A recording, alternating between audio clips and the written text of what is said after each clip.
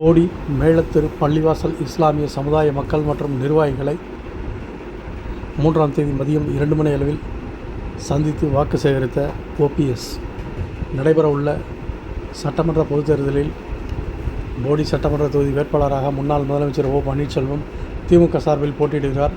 அனைத்து சமுதாய நிர்வாகிகள் பொதுமக்களை சந்தித்து தீவிரமாக வாக்கு சேகரித்து வருகின்ற நிலையில்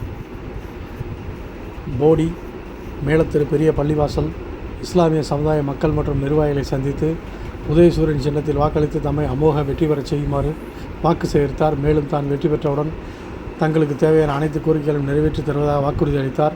இந்த நிகழ்வில் தேனி வடக்கு மாவட்ட செயலாளரும் தேனி நாடாளுமன்ற உறுப்பினருமான தங்க தமிழ்ச்செல்வன், போடி மேற்கு ஒன்றிய செயலாளர் லட்சுமணன், போடி நகர செயலாளர் புருஷோத்தமன், போடி நகர முன்னாள் சேர்மன் பழனிராஜ், வடக்கு மாவட்ட இளைஞரணி செயலாளர் ஆசிப் கான் உள்ளிட்ட திமுக போடி நகர்கழக நிர்வாகிகள், உள்ளாட்சி பிரதிநிதிகள், திமுக தொண்டர்கள் உள்ளிட்ட ஏராளமானோர் உடனிருந்தனர்.